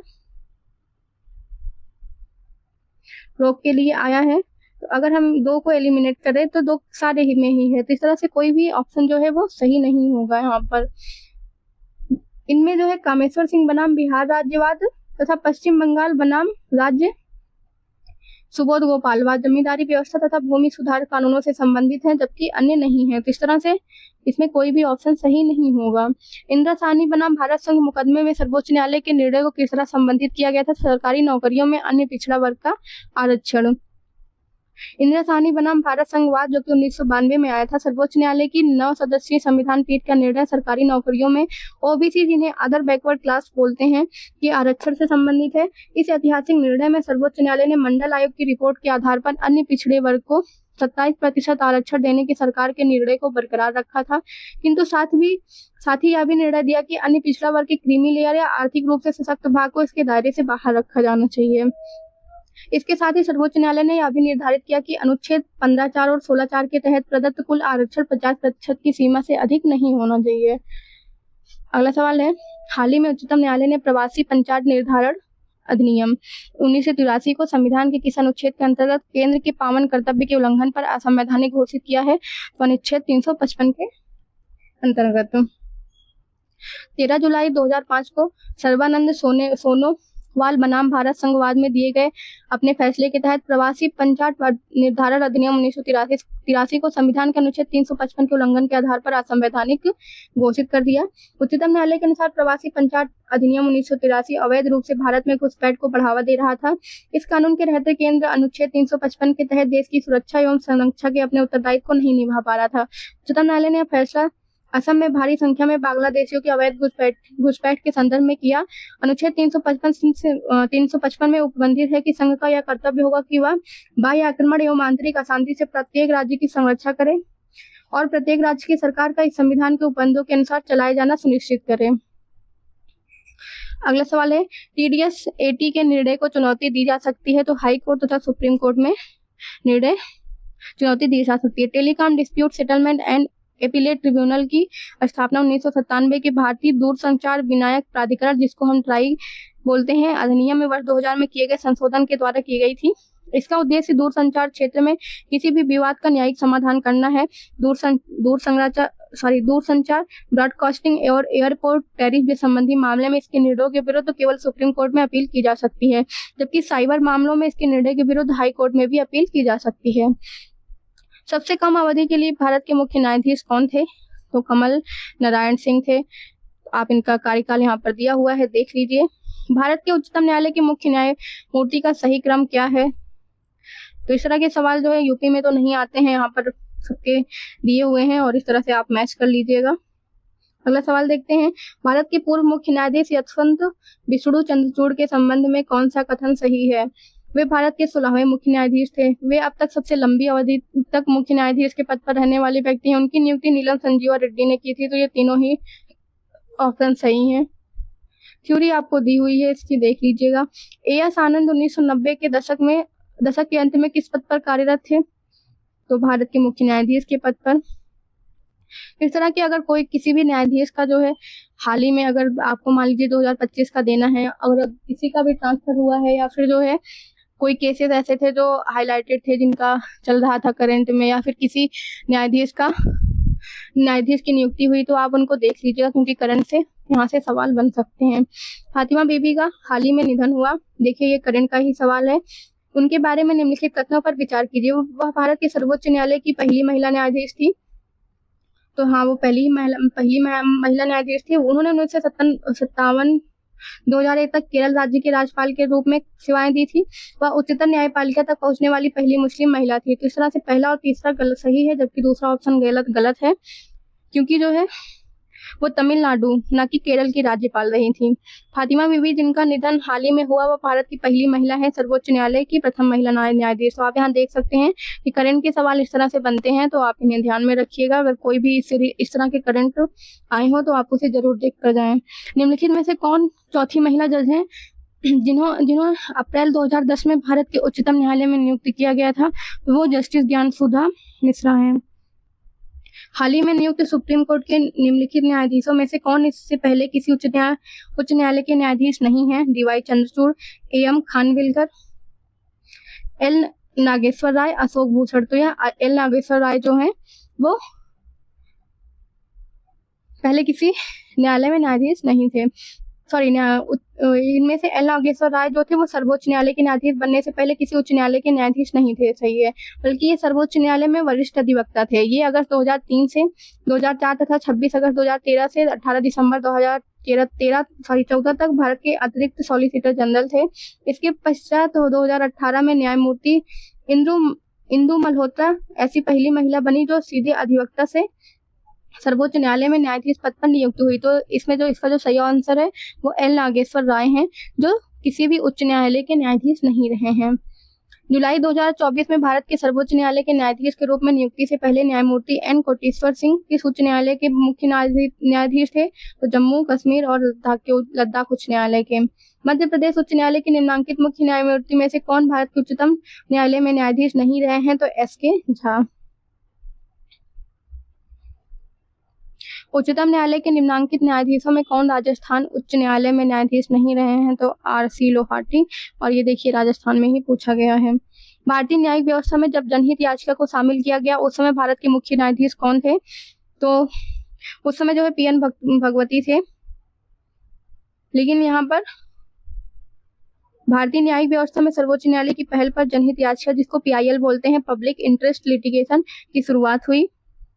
इसके तहत नागरिक समाज का कोई व्यक्ति या समूह जनहित के मामले में न्यायिक उपचार हेतु प्राप्त करने हेतु न्यायालय की शरण ले सकता है। सर्वोच्च न्यायालय के न्यायाधीश PN भगवती द्वारा वर्ष 1989 में हुसैनारा खातून बनाम बिहार राज्यवाद में जनहित याचिका स्वीकार की गई थी। इस याचिका को पुष्पा कपिला हिंगोरोनी ने दाखिल किया था। इन्हें जनहित याचिका की मां के नाम से जाना जाता है। उल्लेखनीय है कि जिस समय PN भगवती ने यह याचिका स्वीकार की थी, उस समय वे सर्वोच्च न्यायालय के न्यायाधीश थे, न कि मुख्य न्यायाधीश। सर्वोच्च न्यायालय के न्यायाधीश के रूप में इनकी नियुक्ति 17 जुलाई 1973 को हुई थी, जबकि मुख्य न्यायाधीश के रूप में इनका कार्यकाल 1985 से 1986 तक था। जबकि पहली जनहित याचिका स्वीकार होने के समय जो है YB चंद्रचूड़ सर्वोच्च न्यायालय के मुख्य न्यायाधीश थे। तो यहाँ पर अगर न्यायाधीश पूछता तो PN भगवती होते, जबकि मुख्य न्यायाधीश पूछता है तो YB चंद्रचूड़ थे, जो कि ऑप्शन में नहीं है। इस तरह से कोई भी ऑप्शन सही नहीं है। जनहित याचिका की शुरुआत किसके द्वारा की गई? तो न्यायिक पहल द्वारा की गई थी। न्यायमूर्ति BR कृष्णा अय्यर भारत के मुख्य न्यायमूर्ति थे। न्यायमूर्ति BR कृष्णा अय्यर भारतीय न्यायिक सेवा में लोकहित याचिका के प्रजनकों में से एक माने जाते हैं, तो इसमें केवल दूसरा सही है। BR कृष्णा अय्यर 1973 में सर्वोच्च न्यायालय के न्यायाधीश नियुक्त हुए थे। वे कभी भारत के मुख्य न्यायाधीश नहीं रहे हैं। और दूसरा कथन सही है। PIL का फुल फॉर्म क्या है? तो पब्लिक इंटरेस्ट लिटिगेशन। जनहित याचिका कहाँ पर प्रस्तुत की जाती है? तो उच्च न्यायालय एवं सर्वोच्च न्यायालय दोनों में ही की जा सकती है। निम्नलिखित कथनों पर विचार कर सही उत्तर निम्न कोट की सहायता से चुनिए। जनहित याचिका जन सहयोगी नागरिकों को न्यायालय जब तक जाने की स्वीकृति देती है। जन सहयोगी व्यक्ति उस व्यक्ति के लिए न्याय मांग सके जो किसी कारण से न्यायालय तक पहुंच जाने में असमर्थ है। तो ये दोनों ही कथन सही है, तथा कारण जो है वो कथन की व्याख्या कर रहा है। इस तरह से ऑप्शन नहीं सही हो जाएगा। लोकहितवाद की संकल्पना का उद्गम देश है, वह USA है। जनहित याचिका की अवधारणा किस देश से शुरू हुई? तो US से, संयुक्त राज्य अमेरिका से शुरू हुई है। भारत में न्यायिक सक्रियता संबंधित है, तो जनहित याचिका से संबंधित है। जुडिशियल एक्टिविज्म, जुडिशियल रिव्यू और पब्लिक इंटरेस्ट लिटिगेशन दोनों से संबंधित है। तथापि वस्तुतः जनहित याचिका की प्रक्रिया के माध्यम से ही न्यायिक सक्रियता भारत में सामाजिक परिवर्तन की वाहक के रूप में उभरी है। या किसने कहा कि न्यायिक सक्रियतावाद को न्यायिक जोखिमवाद के नहीं होना चाहिए? तो न्यायमूर्ति AS आनंद ने कहा है। सितंबर 2003 में न्यायालय के एक निर्णय से भारतीय समाज में महिलाओं की स्थिति प्रतिस्थापित हुई। वह न्यायालय है तो भारत का सर्वोच्च न्यायालय। विशाखा व अन्य बनाम राजस्थान राज्य व अन्य मुकदमा संबंधित है, तो कार्यस्थल पर महिलाओं के यौन उत्पीड़न की रोकथाम से संबंधित है।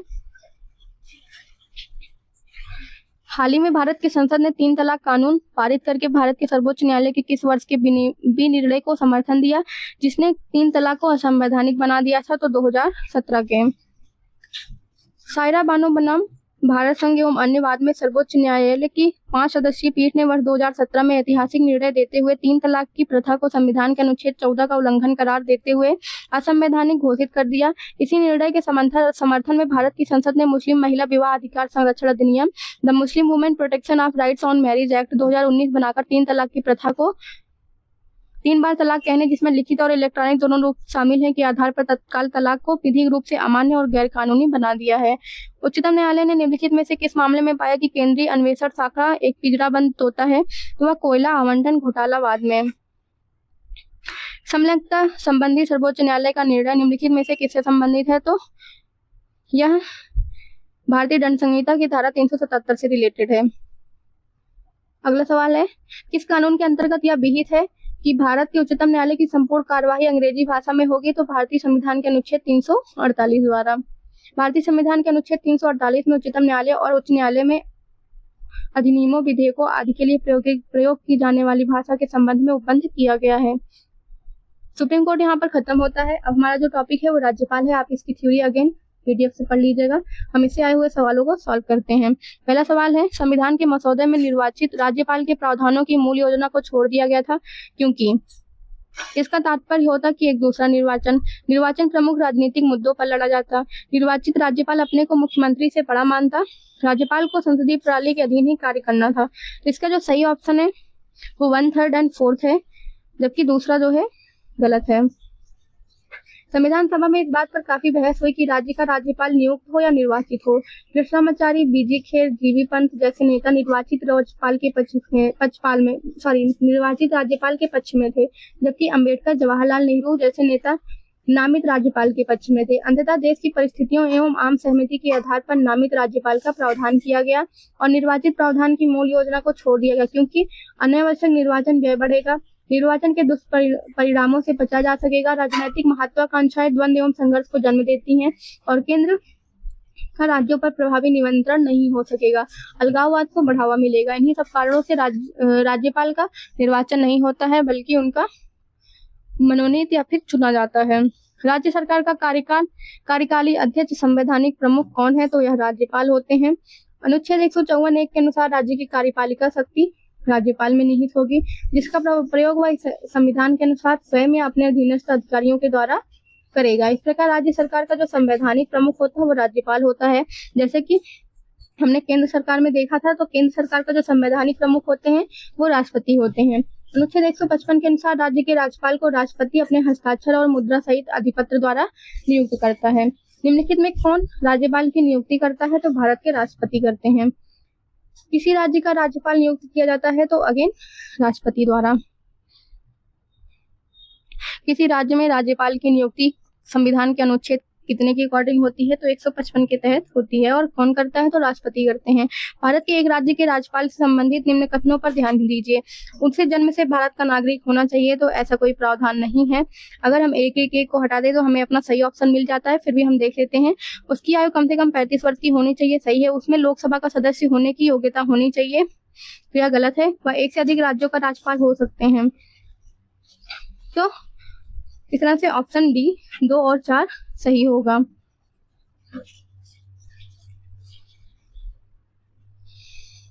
भारतीय संविधान में निम्नलिखित में से कौन सा एक अनुच्छेद भारत में राज्य के राज्यपाल के रूप में एक व्यक्ति की नियुक्ति के लिए योग्यता निर्धारित करता है? तो अनुच्छेद 157 में दिया हुआ है। निम्न पर विचार कीजिए एवं नीचे दिए गए कोटों का प्रयोग करते हुए सही उत्तर का चयन कीजिए। राज्यपाल अपना पद ग्रहण करने से पूर्व शपथ लेगा या प्रतिज्ञान करेगा? शपथ या प्रतिज्ञान का प्रारूप जो है वो भारतीय संविधान की 3री अनुसूची में है। राज्यपाल उच्च न्यायालय के मुख्य न्यायमूर्ति या उसकी अनुपस्थिति में ज्येष्ठतम न्यायाधीश के समक्ष शपथ या प्रतिज्ञान करेगा। शपथ या प्रतिज्ञान की प्रक्रिया जो है भारतीय संविधान के अनुच्छेद 159 में दी गई है। इसका जो सही ऑप्शन है वह 1/3 और 4 है, दूसरा ऑप्शन गलत है। राज्यपाल के जो शपथ का प्रतिज्ञान का प्रारूप है वह अनुच्छेद 159 में दिया गया है, न कि भारतीय संविधान की 3री अनुसूची में। निम्नलिखित में कौन राज्यपाल को पद की शपथ ग्रहण करवाता है? तो उच्च न्यायालय का मुख्य न्यायाधीश करवाता है। निम्नलिखित में से कौन सा एक सही सुमेलित नहीं है? इसमें 153 में राज्यपाल का पद दिया हुआ है, 154 में राज्यपाल का कार्यकारी प्राधिकार दिया हुआ है, 155 में राज्यपाल की नियुक्ति से राज्यपाल की नियुक्ति से संबंधित है। तो इस तरह से ऑप्शन सी गलत हो जाएगा। 156 में राज्यपाल की पदावधि है। अगला सवाल देखते हैं। किसी राज्य के गवर्नर के संबंध में निम्न कथनों पर विचार कीजिए। उसे राष्ट्रपति नियुक्त करते हैं, तो ये सही है। राष्ट्रपति की इच्छा अनुसार या पद पर रहते हैं, ये भी सही है। उनमें राज्य की कार्यपालिका शक्ति निहित होती है, ये भी सही। सामान्यतः वह 5 वर्ष के लिए पद पर रहते हैं, सभी चारों सही दिए हुए हैं। अगला देखते हैं, कथन और कारण दिया हुआ है। कथन है कि भारतीय संविधान के अनुसार एक ही व्यक्ति एक ही समय में 2 अथवा 2 से अधिक राज्यों के राज्यपाल के पद पर कार्य नहीं कर सकता, तो वो कर सकता है। इस तरह से जब कथन गलत हो गया तो भारतीय संविधान के तो जब कथन गलत हो गया तो कारण अपने आप सही हो जाएगा, तो ऑप्शन बी सही हो जाएगा, क्योंकि वह 2 या 2 से अधिक राज्यों के राज्यपाल के पद पर कार्य कर सकते हैं। भारतीय संविधान के अनुच्छेद 153 में कहा गया है कि प्रत्येक राज्य के लिए एक राज्यपाल होगा। इस तरह से आर सही है, किंतु ए गलत है। अगर कथन और कारण में से एक गलत हो जाए तो आप सीधे आर को देखिए ही नहीं, जो भी है, क्योंकि इस तरह ऑप्शन ही बनते हैं कि ए गलत है, आर सही है, दोनों सही है, या फिर दोनों गलत के ऑप्शन इसमें नहीं होते हैं। किसी भारतीय राज्य के राज्यपाल से संबंधित निम्नलिखित कथनों में कौन सा कथन सत्य नहीं है? वो भारत के राष्ट्रपति द्वारा नियुक्त होता है, तो ये सही है। वह 1 से अधिक राज्यों का राज्यपाल रह सकता है, ये भी सही है। वह 5 वर्ष तक पद पर रहता है, ये भी सही है। यदि संबंधित राज्य की व्यवस्थापिका उसे पद से हटाए जाने का प्रस्ताव स्वीकार करती है तो पद नहीं, तो ये गलत है, क्योंकि राज्यपाल जो है वो राष्ट्रपति के प्रसाद पर्यंत अपने पद पर रहता है। संविधान के अनुच्छेद 156 में उपबंध है कि राज्यपाल अपने पद ग्रहण की तारीख से 5 वर्ष की अवधि तक पद धारण करेगा। इससे निम्नलिखित में से कौन सा निष्कर्ष निकाला जाता है? किसी राज्यपाल को उसकी पदावधि पूरी होने से पूर्व पद से नहीं हटाया जा सकता है, तो उन्हें हटाया जा सकता है। कोई राज्यपाल 5 वर्ष की अवधि के बाद अपने पद पर बना नहीं रह सकता है, तो इसमें दोनों ही गलत दिए हुए हैं। अनुच्छेद 156 के अनुसार राज्यपाल राष्ट्रपति की प्रसाद पर्यंत पद धारण करता था। राष्ट्रपति उसे अवधि पूर्ण करने से पूर्व हटा सकता है। 156(3) के परंतु के अनुसार राज्यपाल अपने पद की अवधि समाप्त हो जाने पर भी तब तक अपने पद पर बना रहेगा जब तक उसका उत्तराधिकारी पद ग्रहण नहीं कर लेता है। इस तरह से दोनों ही कथन सही नहीं है। राज्यपाल किसके प्रति उत्तरदायी होता है? तो वो राष्ट्रपति के प्रति उत्तरदायी होता है। निम्नलिखित में से कौन भारत के राष्ट्रपति की इच्छा तक ही अपने पद पर रहते हैं? तो राज्यपाल। निम्नलिखित कथनों में कौन सा एक सही है?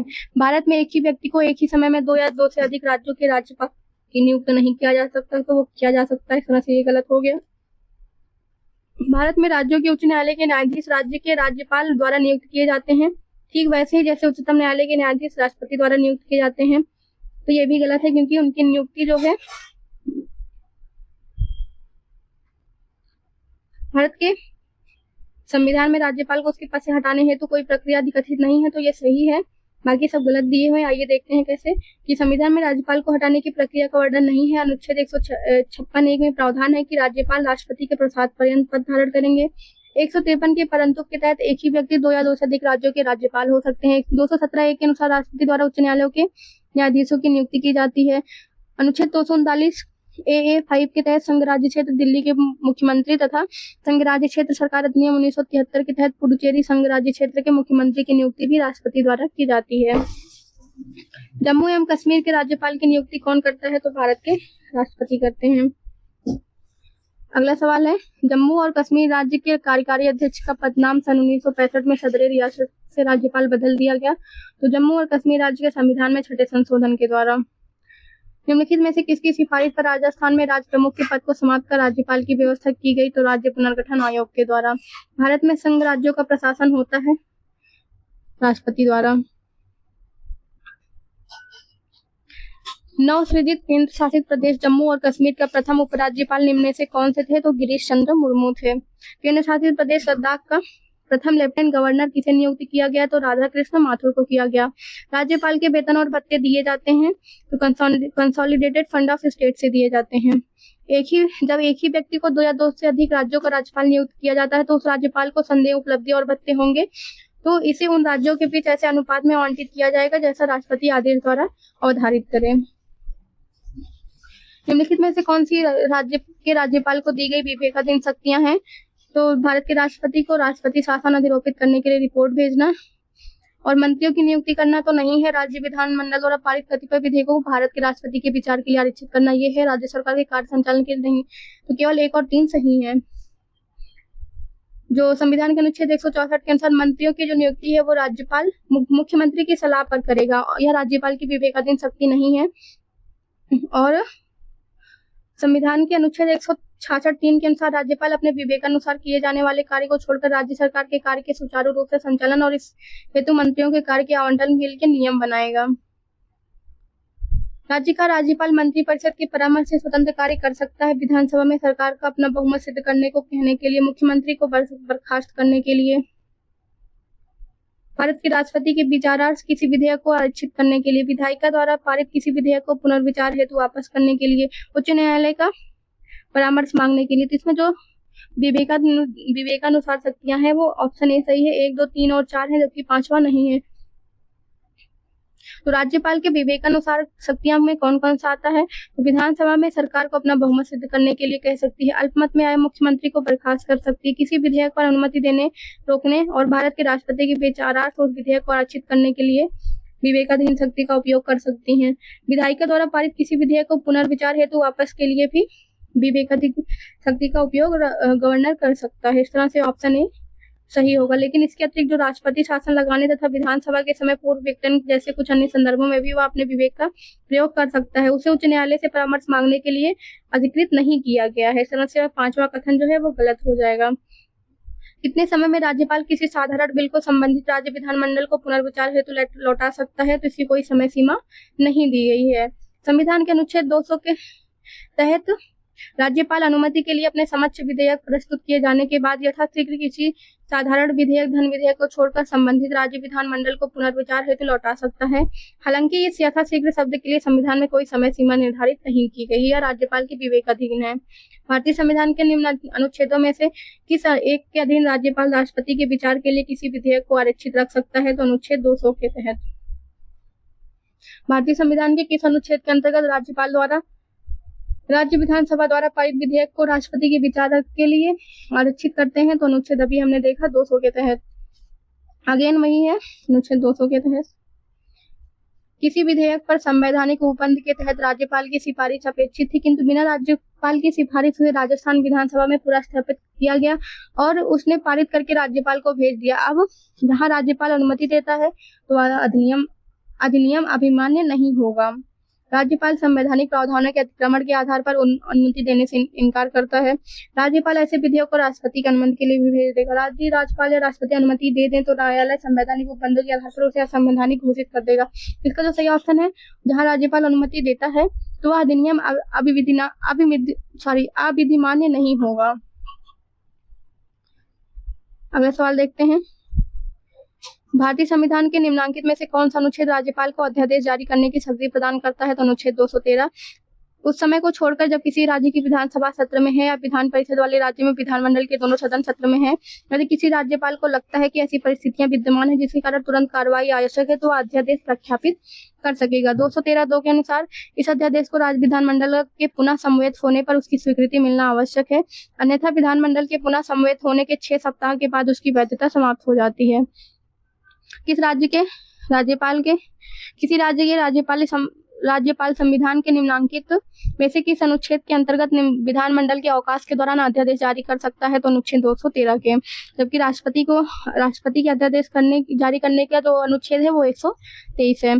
किस राज्य के राज्यपाल द्वारा जारी ऑर्डिनेंस का अनुमोदन होना आवश्यक है? राज्य की विधायिका के द्वारा। भारतीय संविधान के किस अनुच्छेद के तहत राज्यपाल को विधानमंडल के विश्रांति काल में अध्यादेश जारी करने की शक्ति है? तो 213 में। निम्नलिखित में से किसकी नियुक्ति राज्य का राज्यपाल नहीं करता है? मुख्यमंत्री, सदस्य राज्य लोक सेवा आयोग, उच्च न्यायालय के न्यायाधीश की नियुक्ति राष्ट्रपति के द्वारा की जाती है। निम्नलिखित कथनों पर विचार कीजिए तथा नीचे दिए गए कोड से अपना उत्तर चुनिए। राज्यपाल को उच्च न्यायालय के न्यायाधीश की नियुक्ति का अधिकार नहीं है या विधानमंडल का हिस्सा नहीं है, तो वह विधानमंडल का हिस्सा होते हैं। तो अगर हम 2 और 2 को एलिमिनेट कर दें तो हमें सही ऑप्शन मिल जाता है। 1 और 3 उनके पास न्यायिक शक्तियां होती हैं। इस तरह से दूसरा और तीसरा ऑप्शन सही है, पहला और चौथा गलत है। राज्यपालों के संदर्भ में निम्न में से कौन सा कथन एक सत्य नहीं है पूछा है? तो हम मृत्युदंड को क्षमा नहीं कर सकते हैं, यह अधिकार सिर्फ राष्ट्रपति के पास है। कथन और कारण दिया गया है। कथन है राष्ट्रपति और राज्यपालों पर उनके किसी भी कार्य के लिए न्यायालय में मुकदमा नहीं चलाया जा सकता है। तो और कारण दिया हुआ है राष्ट्रपति पर महाभियोग चलाया जा सकता है, परंतु राज्यपाल को असंवैधानिक कृत्यों के करने पर पदच्युत किया जा सकता है। तो इसमें कथन गलत है, कारण सही है। संविधान के अनुच्छेद 361 के तहत राष्ट्रपति या किसी राज्य के राज्यपाल को उनके द्वारा किए गए शासकीय कार्यों के लिए विधिक कार्यवाही से उन्मुक्ति प्राप्त है, लेकिन 361(2) के अनुसार अपने कार्यकाल के दौरान राष्ट्रपति या राज्यपालों के विरुद्ध किसी भी न्यायालय में आपराधिक दांडिक मुकदमा नहीं चलाया जा सकता, परंतु अनुच्छेद 361(4) के प्रावधानों के तहत उनके द्वारा व्यक्तिगत हैसियत से किए गए कार्यों के संबंध में उनके विरुद्ध अनुतोष का दावा करने वाली दीवानी जो सिविल मुकदमा है उन्हें चलाया जा सकता है। लेकिन यहाँ 2 माह के विस्तृत लिखित सूचना उन्हें या उनके कार्यकाल में देने के 2 माह पश्चात ही चलाया जा सकता है। इस तरह से कथन गलत है जबकि कारण सही है। अगला सवाल है, निम्नलिखित कथनों पर विचार कीजिए। कथन 1 है, किसी राज्य के राज्यपाल के विरुद्ध उसकी पदावधि के दौरान किसी न्यायालय में कोई दांडिक कार्यवाही संस्थगित नहीं की जा सकती। किसी राज्य के राज्यपाल की प्रलब्धियां और भत्ते उसकी पदावधि के दौरान कम नहीं किए जाएंगे। तो 1 और 2 दोनों ही सही हैं। निम्नलिखित में से क्या सत्य नहीं है? राष्ट्रपति में राज्यपाल को शासकीय कार्यों के लिए विधिक कार्यवाही से उन्मुक्ति है, तो ये सही। कोई न्यायालय राज्यपाल को किसी कर्तव्य पालन के लिए विवश नहीं कर सकता, ये भी सही है। एक राज्यपाल द्वारा व्यक्तिगत कार्यों हेतु सिविल कार्यवाही लाने के लिए 2 मास की लिखित सूचना अवश्य देनी होगी, ये भी सही है। मंत्री द्वारा राष्ट्रपति या राज्यपाल को दिए गए सलाह को जांचने के लिए न्यायालय अधिकृत है, तो ये गलत है। तो इस तरह से ऑप्शन डी सही हो जाएगा। भारत के संविधान में निम्न में से किसके विरुद्ध अभियोग चलाने का प्रावधान नहीं है? तो भारत के राज्यपाल के विरुद्ध अभियोग चलाने का प्रावधान नहीं है। भारत में किसी राज्य की राज्यपाल बनने वाली पहली महिला है तो वो सरोजिनी नायडू है। ये जो है उत्तर प्रदेश की राज्यपाल 1947 से 1949 तक रही थी। निम्नलिखित में से कौन स्वतंत्र भारत के किसी राज्य की सर्वप्रथम महिला राज्यपाल बनी तो वह सरोजिनी नायडू हैं। प्रतिवर्ष 13 फरवरी को महिला दिवस मनाया जाता है स्मृति में सरोजिनी नायडू की। पश्चिम बंगाल की प्रथम महिला राज्यपाल कौन थी? तो वो पद्मजा नायडू थी। मध्य प्रदेश में पहली महिला राज्यपाल कौन है? तो वो सरला ग्रेवाल है। मध्य प्रदेश के निम्नलिखित राज्यपालों में कौन सी भारत की संविधान की सभा के सदस्य नहीं रहे हैं? तो एच.वी. पाटस्कर, सत्यनारायण सिन्हा तथा के.सी. रेड्डी भारतीय संविधान के सदस्य नहीं रहे हैं। इस तरह से 1, 3 और 4 ऑप्शन में नहीं है, तो डी ऑप्शन सही हो जाएगा, 3 और 4। मध्य प्रदेश के निम्नलिखित राज्यपालों में कौन हरियाणा के मुख्यमंत्री रहे हैं? तो डॉक्टर भगवत दयाल शर्मा। निम्नलिखित राजस्थान के राज्यपाल के संबंध में निम्नलिखित में से कौन सा कथन सही नहीं है? तो गुरमुख निहाल को 1 नवंबर 1956 को राजस्थान का पहला राज्यपाल नियुक्त किया गया, ये कथन सही नहीं है। आज की क्लास यहाँ पर खत्म होती है। कल की क्लास में हम आगे दिए हुए टॉपिक्स को कवर करेंगे। आपको हमारी क्लास कैसी लगी कमेंट करके बताएं। पीसीएस क्रांति यूट्यूब चैनल को सब्सक्राइब करें, लाइक करें तथा कमेंट करें। Thank you everyone.